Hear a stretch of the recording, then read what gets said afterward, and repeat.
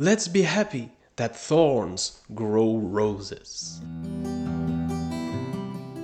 I'm Lucas, astrologer and researcher, and today we're going to have a look to the transit of Venus in Scorpio. Venus is symbolizing our love, what we desire, our values, and all the things we actually like or the people we love. Scorpio is a very specific environment for Venus to be in.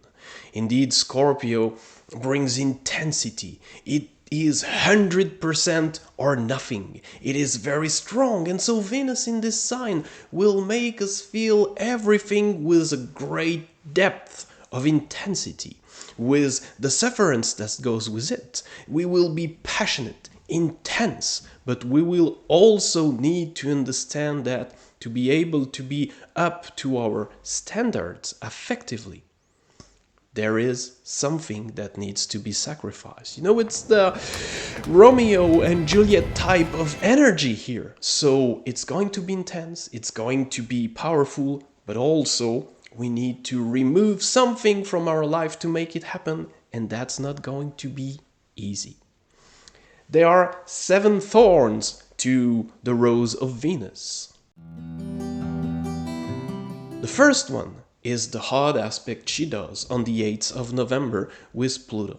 This opens a 10-day period where we can go deep into what we want, and Pluto in hard aspect is going to challenge us. What you want is going to be full of intensity, but full of questioning as well. And so we all have 10 days to go deep into those desires, to face what we want versus what is against it, and define what we need to remove from our life. The cost of sacrifice is going to become very obvious there.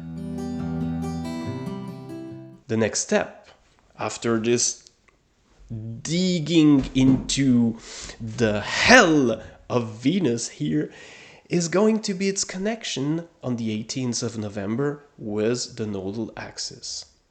Now that we know what we need to sacrifice and the costs that goes with this transit, we'll be able to accept, to remove what is unnecessary, the harmony with the South Node, and start to trust our heart for the way that we need to follow. That's the connection with the North Node. Follow your heart, it's going to have the key here. But the heart does not always go well with the brain. Hopefully on the 25th of November, Mercury gets in contact with Venus, and we will be able to understand mentally what our heart wants. So it's reuniting those two parts of the brain, so to say. The more artistic and prone to connection, analogies, and feelings of Venus, and the very serious mind that Mercury represents. So we will start to understand the meaning of what we feel, and that helps putting it into words and starting to grasp all that it represents and why it is so intense at that moment. Faced with that knowledge,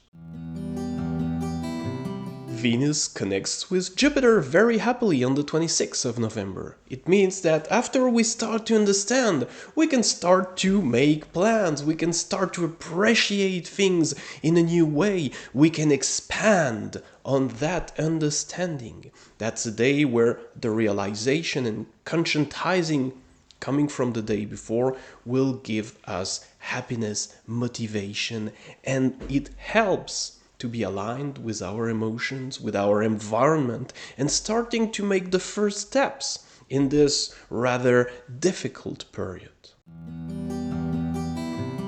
Venus progresses and connects with Saturn. After having understood all of that, we can start to place the limits where they are needed. Venus in harmony with Saturn is loving the limits. It's understanding they're here to help us. So if you're in a very intense situation, effectively, romantically, or in anything you like, and appreciating this life, learning to place the boundaries in an effective way is going to be the key during that period.